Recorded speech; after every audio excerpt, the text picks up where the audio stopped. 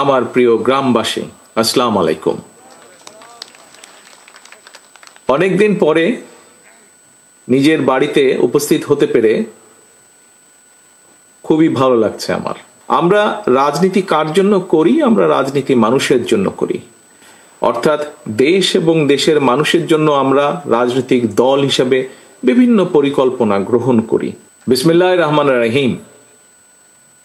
আজকে জিয়া রহমান ফাউন্ডেশন কর্তৃক আয়োজিত আজকের এই অনুষ্ঠানের, এই মেডিকেল ক্যাম্প অনুষ্ঠানের সম্মানিত সভাপতি ডক্টর ডোনার, মঞ্চে উপস্থিত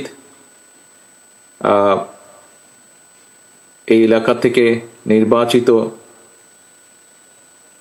এক্স সংসদ সদস্য জনাব হেলালুজ্জামান লালু, ডক্টর পাভেল সহ, মিল্টন সহ উপস্থিত, রুমন সহ মঞ্চে উপস্থিত সম্মানিত অতিথিবৃন্দ, আমার সামনে উপস্থিত ঢাকা থেকে আগত চিকিৎসক বৃন্দ,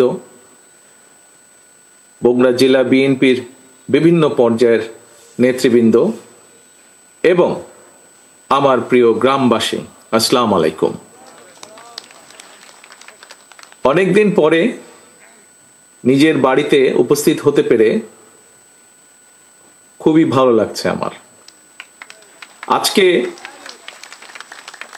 মনে হচ্ছে অনেকদিন পরে নিজের পরিচিত মানুষগুলার মাঝে এসে দাঁড়াতে পেরেছে। প্রিয় উপস্থিতিবৃন্দ, আজকে সকাল থেকে এখানে এই যে মেডিকেল ক্যাম্পটি অনুষ্ঠিত হলো এবং এই মেডিকেল ক্যাম্পে আজকে যে চিকিৎসক বৃন্দরা উপস্থিত হয়েছিলেন, তাদের সময় দিয়েছেন, পরিশ্রম করেছেন এই এলাকার মানুষদেরকে বিনামূল্যে চিকিৎসা দেওয়ার জন্য। তার জন্য আমি তার চিকিৎসক বৃন্দকে কষ্ট করে এখানে আসার জন্য, সময় ব্যয় করার জন্য, কষ্ট করার জন্য আন্তরিকভাবে এলাকাবাসীর পক্ষ থেকে আন্তরিকভাবে আমি ধন্যবাদ জানাচ্ছি। এই যে আজকে যে কাজটি এখানে অনুষ্ঠিত হয়েছে, অর্থাৎ মানুষকে, কতগুলো মানুষকে যাদের পক্ষে হয়তো সম্ভব হয় না এরকম চিকিৎসা পাওয়া, অর্থাৎ মানুষকে সহযোগিতা করা বা সাহায্য করা বা তার বিপদে পাশে দাঁড়ানো, এই যে কাজটি, এইটি কেন করা হলো? দেখুন, এখানে আমরা যারা আজকে, আমি বলুন, আমার নেতাকর্মী যারা আছে, মঞ্চে যারা আছে, মঞ্চের বাইরে অনেক মানুষ উপস্থিত আছেন যারা আমরা সরাসরি বাংলাদেশ জাতীয়তাবাদী দল বিএনপির রাজনীতির সাথে জড়িত। আমরা রাজনীতি কার জন্য করি? আমরা রাজনীতি মানুষের জন্য করি। অর্থাৎ দেশ এবং দেশের মানুষের জন্য আমরা রাজনৈতিক দল হিসেবে বিভিন্ন পরিকল্পনা গ্রহণ করি দলের পক্ষ থেকে। শিক্ষার বিষয়ে পরিকল্পনা গ্রহণ করি, নারীদের বিষয়ে পরিকল্পনা গ্রহণ করি, যারা বয়স্ক মানুষ তাদের ব্যাপারে পরিকল্পনা গ্রহণ করি, চিকিৎসার ব্যাপারে পরিকল্পনা গ্রহণ করি, ছাত্রছাত্রীদের ব্যাপারে পরিকল্পনা গ্রহণ করি, রাস্তাঘাট উন্নয়নের ব্যাপারে পরিকল্পনা গ্রহণ করি, কৃষকের ব্যাপারে বা কৃষির ব্যাপারে পরিকল্পনা, এরকম বিভিন্ন পরিকল্পনা গ্রহণ করি। এবং যখন একটি রাজনৈতিক দল সরকার গঠন করে, সরকারে যেতে সক্ষম হয় জনগণের সমর্থন নিয়ে, তারপরে পর্যায়ক্রমিকভাবে আমরা সেই পরিকল্পনাগুলোর কাজ বাস্তবায়ন করি। কিন্তু প্রিয় উপস্থিতিবৃন্দ, রাজনীতির পাশেও, রাজনীতিটাই তো মানুষের জন্য করা, সেই রাজনীতির পাশেও কিন্তু মানুষের কাজ করা যায়, মানুষের জন্য কাজ করা যায়। কারণ রাজনীতিও করি আমরা মানুষের জন্য, অর্থাৎ মানুষ কিন্তু মানুষের জন্য। আল্লাহ তাআলা আমাদেরকে সৃষ্টি করেছেন সৃষ্টির সেরা জীব হিসাবে, এবং সেই হিসাবে আমাদের দায়িত্ব হচ্ছে, যেমন একজন মানুষ যার পক্ষে সম্ভব, সে যেরকম আরেকজন মানুষ যার পক্ষে সম্ভব নয় তাকে সাহায্য করা, সহযোগিতা করা, একইভাবে মানুষের দায়িত্ব হচ্ছে পৃথিবীর তাবৎ আল্লাহর সৃষ্টি সকল কিছুর প্রতি যত্ন নেওয়া। এবং এই সকল বিবেচনা বোধ থেকেই আজকে থেকে প্রায় 27 বছর আগে জিয়া রহমান ফাউন্ডেশনের ভিত্তি প্রতিষ্ঠিত হয়। এবং তারপরে বিভিন্ন সময় বিভিন্ন কার্যক্রমে কিভাবে কি কি কার্যক্রম গ্রহণ করা হয়েছে আপনারা কিছুক্ষণ আগে যে ডকুমেন্টারিটা দেখানো হয়েছে তার ভিতরে আপনারা দেখেছেন। এখন আজকে যেহেতু এখানে মোস্টলি চিকিৎসক বৃন্দ এখানে উপস্থিত আছেন, এখানে চিকিৎসা ক্যাম্প বা মেডিকেল ক্যাম্প একটি হয়েছে, আমি এই অনুষ্ঠানের যেই মূল বিষয়টি, সেটির ভিতরে থেকে আমি সামান্য দুই একটি কথা আপনাদের সামনে তুলে ধরতে চাই। প্রিয় চিকিৎসকবৃন্দ, সম্মানিত চিকিৎসকবৃন্দ, মঞ্চে উপস্থিত সম্মানিত অতিথিবৃন্দ এবং আমার সামনে উপস্থিত চিকিৎসকবৃন্দ সহ সম্মানিত অতিথিবৃন্দ সহ প্রিয় গ্রামবাসী, যেহেতু এটি আজকে মেডিকেল ক্যাম্প, এই জন্য মেডিকেল সংক্রান্ত বিষয় সংক্ষেপে আগামী দিন আল্লাহর রহমতে বাংলাদেশের মানুষের সমর্থনে বাংলাদেশ জাতীয়তাবাদী দল সরকার গঠনে সক্ষম হলে পরে, ইনশাল্লাহ সরকার গঠন করলে পরে আমরা দেশের মানুষের চিকিৎসার জন্য কি কি করতে পারি সংক্ষেপে দুই একটি আমি তার বিবরণ আপনাদের সামনে তুলে ধরতে চাই যে আমরা পরিকল্পনা গ্রহণ করেছি। এখানে কিছুক্ষণ আগে আপনারা শুনেছেন যে প্রিভেনশন, অর্থাৎ প্রথমেই যদি আমরা ব্যবস্থা গ্রহণ করি তাহলে কিভাবে রোগ বালাই এই বিষয়টিকে আমরা ঠেকিয়ে দিতে পারবো। এই প্রিভেনশন নিয়ে আমরা কাজ করছি। পৃথিবীর উন্নত দেশগুলোতে, সব দেশগুলোতেই, যেমন আমি যে যুক্তরাজ্যে বসবাস করছি, এই দেশে যে সকল নাগরিক বৈধভাবে এই দেশে বাস করে, যে কোনো নাগরিক তার যে কোনো রকমের চিকিৎসা এই দেশের সরকার বহন করে এবং চিকিৎসা ব্যবস্থা নেয়। প্রিয় উপস্থিতি বন্ধু, এই দেশে জনসংখ্যা হচ্ছে 7 কোটি। যুক্তরাজ্যে বাংলাদেশের জনসংখ্যা প্রায় 20 কোটি অন্তত। এই দেশের সরকারগুলো, যদিও এই দেশটা ভূখণ্ড হিসাবে বড় কিন্তু জনসংখ্যায় ছোট, কিন্তু বাংলাদেশ ভূখণ্ড হিসাবে এই দেশের তুলনায়, যুক্তরাজ্যের তুলনায় ছোট হলো, জনসংখ্যার ভিত্তিতে অনেক বড়, বাংলাদেশ 3 গুণ বড়। কিন্তু এই যুক্তরাজ্যের সরকারও এই চিকিৎসা ব্যবস্থায় মানুষকে দিতে গিয়ে হিমশিম খাচ্ছে। তারা একটা ধনী দেশ, কিন্তু তারপরেও তারা হিমশিম খাচ্ছে। তাহলে চিন্তা করুন বাংলাদেশের কি অবস্থা হবে। আমরা তো এখনো সেরকম ধনী দেশ হতে পারিনি, এখনো আমরা মধ্যবিত্ত বা একটি গরিব দেশের কাছাকাছি আমরা হয়তো একটা দেশ। আমাদেরকে আরো অনেক দূর যেতে হবে, অনেক পরিশ্রম করতে হবে, দেশটাকে আমাদের গড়ে তুলতে হবে, আমাদেরকে সামনে এগোতে হবে। এখন কিন্তু এই যে চিকিৎসা ব্যবস্থা, বাংলাদেশে যদি 20 কোটি মানুষের, প্রত্যেকটা মানুষের চিকিৎসা পাবার অধিকার আছে, প্রত্যেকটা মানুষের। এই যে দেখলেন আপনারা একটু আগে যে ছবি দেখলাম আমরা ডকুমেন্টারিতে, আমরা দেখেছি যে দেখুন হাসপাতালের বারান্দাগুলোতে, হাসপাতালে বেড নাই, বারান্দাগুলোতে মানুষ শুয়ে আছে চিকিৎসা নেওয়ার জন্য। সেটি কেবিনের বারান্দা হোক, হাসপাতালের বারান্দা হোক, কি একটা করুণ একটা দৃশ্য এটা। এখন এই যে আমরা যতই হাসপাতাল তৈরি করি, যতই যা করি না কেন, অর্থনৈতিক অবস্থার উপর একটি চাপ পড়ে। এই যে মানুষগুলো আসছে, তাদেরকে চিকিৎসা দিতে হয়, ডাক্তার লাগে, নার্স লাগে, হসপিটালে বেড লাগে, অপারেশনের জিনিসপত্র লাগে, ওষুধপত্র সবকিছু লাগে। এখন যুক্তরাজ্যের মতন দেশ হিমশিম খাচ্ছে। হ্যাঁ, এখনো এদের দেশে বারান্দায় রোগী থাকে না, নিচে রোগী থাকে না, বিছানাতেই থাকে, তারপরেও তারা হিমশিম খাচ্ছে। এখন একটি রাজনৈতিক দল, যেই দলটি বিএনপি, যে একটি রাজনৈতিক দল, যেই দলটি মানুষের জন্য কাজ করতে চায়, আমরা চাই দেশের মানুষকে সুস্থ রাখতে, একই সাথে তাদেরকে স্বাস্থ্য সেবা পৌঁছে দিতে। সেই জন্য আমরা পরিকল্পনা গ্রহণ করেছি। এখানে বেশ কিছু মুরব্বী উপস্থিত আছেন, আমি সামনে যে প্যান্ডেল নিচে মানুষ বসে আছেন, বেশ কিছু মুরব্বী উপস্থিত আছেন। মুরব্বী আপনাদের নিশ্চয়ই মনে আছে, এবং অন্যান্য অনেকেই উপস্থিত আছেন, তাদের না দেখলে হয়তো অনেকেরই মনে আছে বা আমরা শুনেছি, শহীদ রাষ্ট্রপতি জিয়া রহমানের সময় সারা দেশে একটি পদ ছিল, গ্রামের মানুষ যাতে চিকিৎসা পায়। পল্লী চিকিৎসক নামে একদল মানুষ ছিলেন, যারা গ্রামের মানুষকে বেসিক চিকিৎসাগুলো প্রদান করতেন। প্রিয় উপস্থিতিবৃন্দ, আমরা যেটা পরিকল্পনা গ্রহণ করেছি যে ইনশাল্লাহ বিএনপি সরকার গঠন করলে পরে আমরা হেলথ কেয়ারের নামে আমরা গ্রামে গ্রামে এইরকম একটি টিম তৈরি করব, যারা মানুষের কাছে যাবে, মানুষকে বুঝাবে যে ভাই এই জিনিসটা খেলে তোমার হার্টের অসুখ হবে না, এই জিনিসটা খেলে তোমার ডায়াবেটিক হবে না, এই জিনিসটা এইভাবে চললে তোমার কিডনির রোগ হবে না। অর্থাৎ মূল যেগুলা অসুখ বিসুখের সাথে জীবন মরণের সমস্যা, মানুষকে আমরা এগুলা বুঝবো, অর্থাৎ যাতে দেশে কম সংখ্যক মানুষ অসুস্থ হয়, এটি থাকবে আমাদের উদ্যোগ। এখন মানুষ তো কিছু না কিছু অসুস্থ হবেই। মানুষ যখন কম অসুস্থ হবে, সেই কম সংখ্যক মানুষ যখন হাসপাতালে যাবে, আমরা ইনশাল্লাহ আশা করতে পারি তখন হয়তো আস্তে আস্তে একটা পর্যায়ে আসবে যখন অসুস্থ মানুষ যে হাসপাতালে যাবে চিকিৎসার জন্য, তাকে আর ওই মাটিতে শুয়ে থাকতে হবে না, তাকে আমরা বেডের মধ্যেই রাখতে পারবো ইনশাল্লাহ।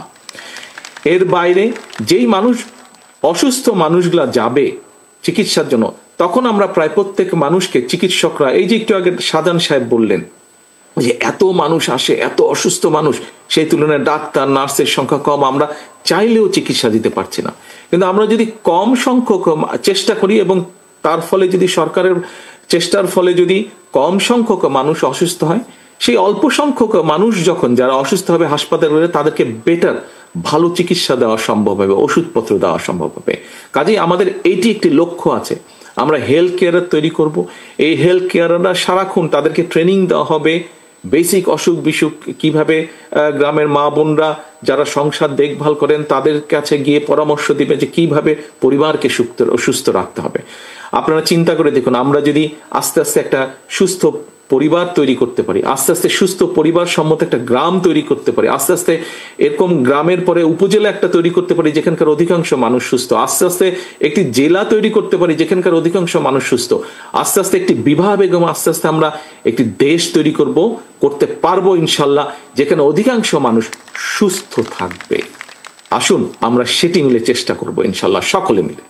এবার আসুন আরেকটি বিষয়, আমরা দেশে একটি পলিসি নিতে চাচ্ছি, সেটি হচ্ছে প্রাইভেট অ্যান্ড পাবলিক পার্টনারশিপ। এখন এটি কি এমন দেখুন, আজকে এই যে আপনাদের এই আমাদের জেলায়, বগুড়া জেলায় যে শহীদ জিয়াউর রহমান মেডিকেল কলেজ আছে, দেখুন এরকম একটা হাসপাতাল তৈরি করতে প্রায় 4 থেকে 5 বছর সময় লেগে যায়। তারপরে তো আরো বিভিন্ন জিনিস আছে, ডাক্তার জোগাড় করো, নার্স জোগাড় করো, মেশিনপত্র আনো। কিন্তু আমরা দেখেছি প্রাইভেট সেক্টর এই মুহূর্তে বাংলাদেশের বিভিন্ন হিসাব নিকাশ যা বলে যে সরকারি ব্যবস্থাপনায় যেই সবকিছু অবকাঠামো গড়ে উঠেছে, ইনফ্রাস্ট্রাকচারে অবকাঠামো গড়ে উঠেছে স্বাস্থ্য খাতে, ঠিক মোটামুটি সমান পরিমাণ অবকাঠামো গড়ে উঠেছে প্রাইভেট সেক্টরে। এখন ধরেন আমি একটা উদাহরণ দিই, ঢাকার পিজি হাসপাতালের নাম আপনারা শুনেছেন। সেই পিজি হাসপাতালে ধরেন একজন মানুষ গেল ক্যান্সারের চিকিৎসার জন্য। এখন এই যে ক্যান্সারের চিকিৎসা, সেখানে যে ক্যান্সারের মেশিন আছে, সেই মেশিন হয়তো 100 জন মানুষকে মাসে চিকিৎসা দিতে পারে, কিন্তু সেখানে 200 জন মানুষ লাইন দিয়ে আছে। এখন এই যে 200 জন মানুষ লাইন দিয়ে আছে, বাকি যে 100-র বাইরে যে আরো 100 জন আছে, এই 100 জন তো মানুষ, তাদেরও তো চিকিৎসা পেতে হবে। আমরা একটি পলিসি গ্রহণ করতে চাচ্ছি, একটি প্রাইভেট হসপিটাল যাদের কাছে একটি মেশিন আছে, সেই মেশিন 100 জনকে দিতে পারে, কিন্তু যেহেতু প্রাইভেট হসপিটাল সেখানে খরচ বেশি, সেখানে হয়তো মাত্র 40-50 জন মানুষ যায়, বাকি 50 জন তাদের খালি থাকে, তারা সেই মেশিনে সার্ভিস দিতে পারে না, 50 জনের সিট খালি থাকে। আমরা যেটা করতে চাইছি সেটা হচ্ছে, আমরা সেই হসপিটালের সাথে কথা বলবো, হিসাব নিকাশ করব তার কি খরচ হয়। আমরা ওই যে এখানে যে পিজি হাসপাতালে 100 জন বাড়তি আছে লাইনের মধ্যে, সেই 100 জনের থেকে 50 জন নিয়ে আমরা এই প্রাইভেট হসপিটালটাকে দিয়ে দিব, বলবো যে তুমি এর চিকিৎসা দাও, খরচ আমরা তোমাদেরকে দিব। তার ফলে কি হচ্ছে, এইভাবে করে আমরা ভাগ করে দিব, এই যে বাড়তি যারা রোগী থাকবে, এইভাবে করে যেই সকল হসপিটাল আছে, ধরেন ক্যান্সারের বিষয় আমরা ভাগ করে দিব, আমরা হার্টের রোগীর বিষয় ভাগ করে দিব, আমরা ডায়াবেটিক ডায়ালিসিস পেশেন্টকে ভাগ করে দিব, কিডনির পেশেন্ট, যেগুলো সিরিয়াস অসুখ বিসুখ আছে, এগুলাকে আমরা বিভিন্ন প্রাইভেট হসপিটাল যাদের সেই ক্যাপাসিটি আছে, যারা সেই চিকিৎসা দিতে পারে, যারা ভালো হসপিটাল, এইভাবে করে আমরা ভাগ করে দেব। তার ফলে কি হবে দেখেন, শহীদ জিয়াউর রহমান মেডিকেল কলেজ করতে প্রায় 5 বছর, 4.5-5 বছর সময় লেগেছিল, 4 বছর সময় লেগেছিল। আর আমরা যদি মোটামুটি হিসাব নিকাশ করে এই পলিসিটি গ্রহণ করতে পারি, আমরা 3 থেকে 6 মাসের মধ্যে দেশের মানুষকে আমরা মোটামুটি ভাবে চিকিৎসা দেওয়া শুরু করতে পারবো। কাজেই প্রিয় উপস্থিতিবৃন্দ, আমাদের লক্ষ্য হচ্ছে, আমরা আগামী দিনের পরিকল্পনা গ্রহণ করছি যে সরকার ইনশাল্লাহ মানুষের সমর্থনে, আল্লাহর রহমতে সরকার গঠন করতে পারলে আমরা দেশের নারীদের, আমরা যেরকম বলেছি এর মধ্যে আমরা ফ্যামিলি কার্ড দিব, কারণ আমরা চাই দেশের মা বোনদেরকে, এবং এই ফ্যামিলি কার্ডের মালিক হবে, একটি কার্ড দিব আমরা সকল দেশ সরকারের পক্ষ থেকে, প্রত্যেক পরিবারের মা যে থাকবে তার হাতে আমরা দেব, যাতে ধীরে ধীরে সেই মা স্বাবলম্বী হয়ে উঠতে পারে। আমরা যেরকম কৃষকদের ক্ষেত্রে বলেছি আমরা ফার্মার্স কার্ড দেব, ঠিক একইভাবে আপনাদের সামনে আমি যে চিকিৎসার যে বিষয়টি, সেটি সংক্ষেপে আমি 2টি পরিকল্পনার কথা আপনাদের সামনে তুলে ধরলাম।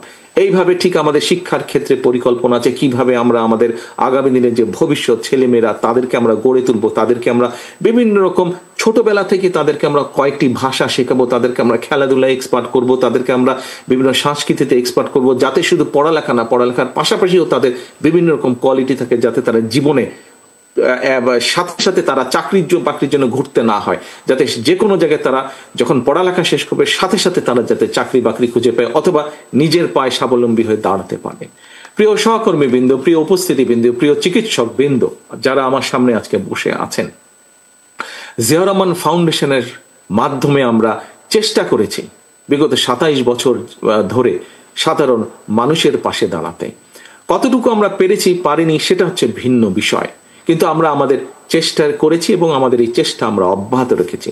একটু আগে আমি বলেছি এখানে আমরা উপস্থিত অধিকাংশ মানুষ হয়তো আমরা বিএনপির রাজনীতির পাশে জড়িত।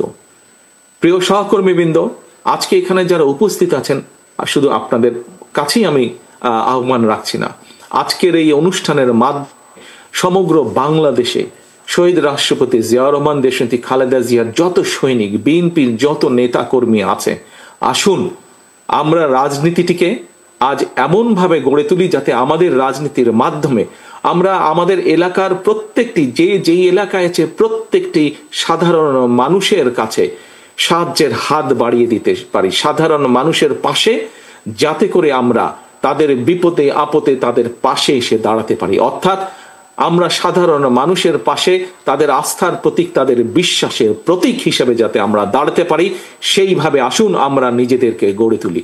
বিএনপির প্রত্যেকটা কর্মী, বিএনপির প্রত্যেকটা নেতাকে আজকে আমরা আমাদের মধ্যে রূপান্তর ঘটাই এবং আমরা আমাদের প্রত্যেককে আজকে জনগণের সেবক হিসাবে আমরা গড়ে তুলতে বদ্ধপরিকর হই।